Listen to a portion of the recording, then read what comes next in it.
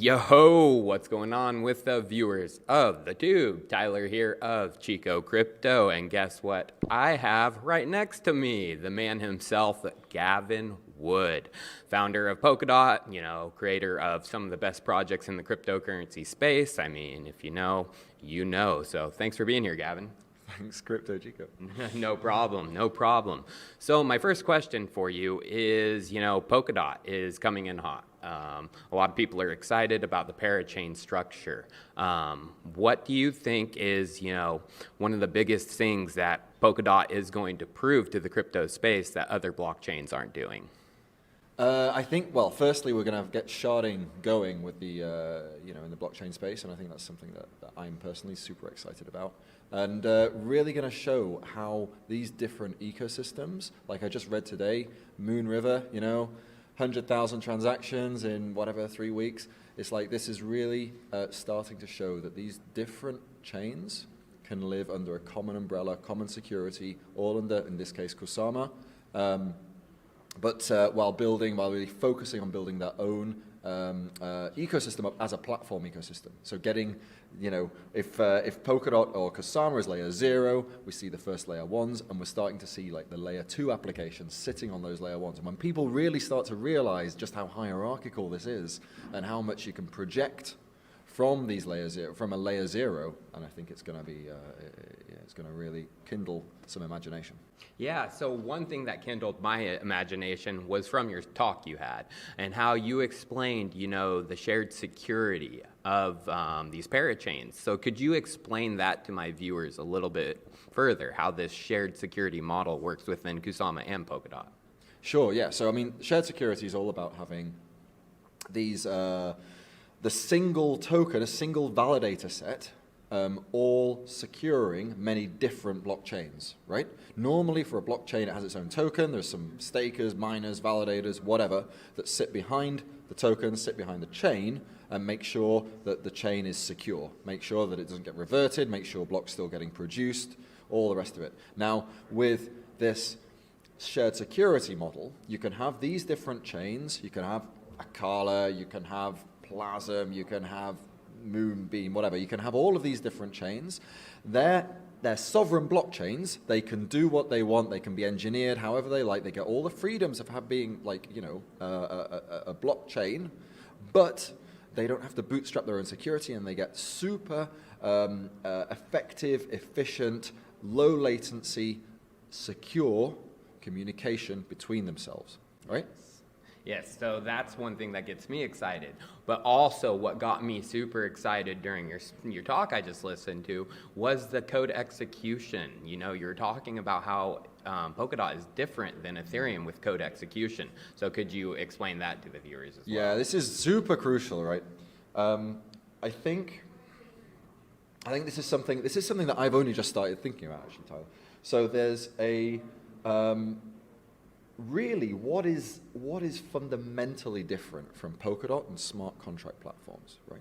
In smart contract platforms, it's transactions that result in applications getting executed, right? Mm-hmm. You cannot deploy an application and expect it to be running on the chain until there's a user who gets a transaction into it. Now, when the chain is full, or when it's just busy, yeah, or when, I don't know, someone might be attacking it, or maybe the user doesn't want to pay these fees, or whatever it is.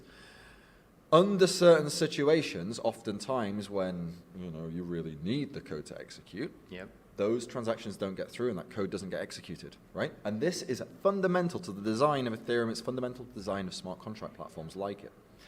With Polkadot, it's fundamentally different. The code executes, guarantees the application code gets executed once every block. Every parachain block, that code gets executed. Parachains come in, the blocks come in every 6 seconds. They're allowed about 2 seconds worth of execution time. That's guaranteed. So about a third of the time, these chains are executing. And it's that code that chooses what to do, whether to, interpret some transactions or not.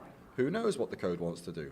In DeFi, maybe it wants to not interpret transactions this block because there's a big liquidation going on and it wants to get through the scheduled liquidations. You just can't do that in Ethereum, right? Because those liquidations can only happen as a result of transactions coming in. And if there's a big ICO going on at the time, good luck getting those transactions in. Yep.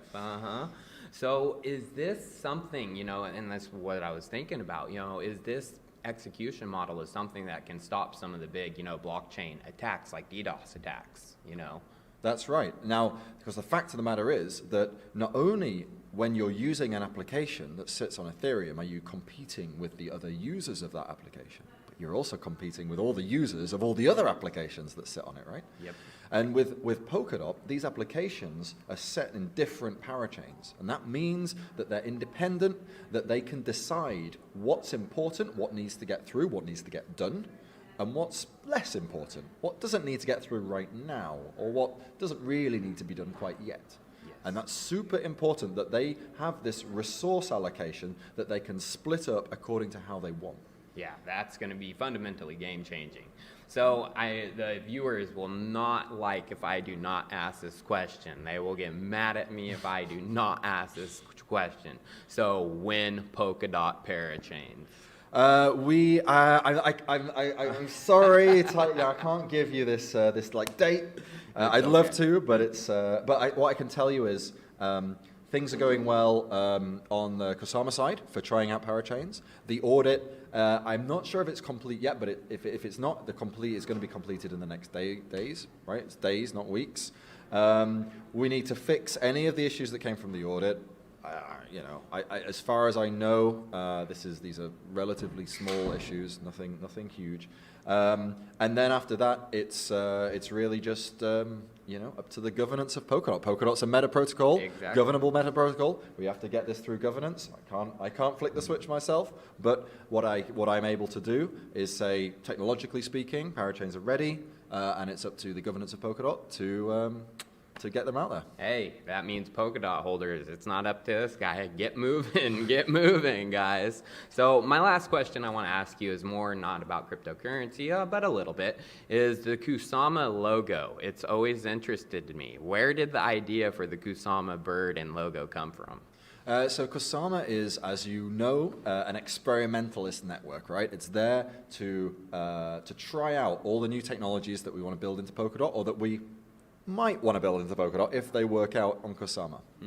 Mm-hmm.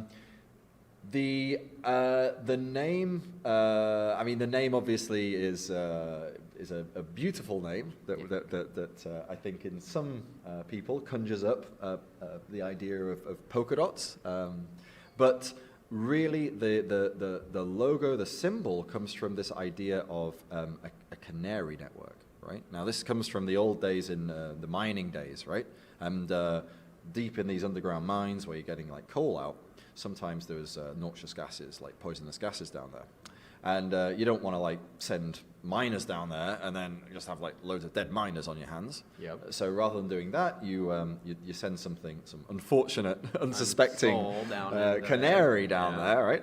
And if the canary is good, because obviously they presumably die a bit faster than a human will die. So if they're good, then it's good for the miners to come down and carry on mining. So that's it. Miners would carry down, especially the first ones, would carry down this like little cage with a canary in, and keep a damn close eye on this canary, because if the canary is living, they're good. If the canary starts falling over, they're going to clear out pretty quick. Off, yeah. Well, no, that is excellent. I know this is a short one. You got a lot of stuff going on today, so Gavin, I can't thank you enough. The viewers of the tube are going to freak out that I was actually able to get you on camera and talk about Polkadot Kusama and win Parachain. So, Gav, thanks, man. It's a pleasure, Tyler. Yeah.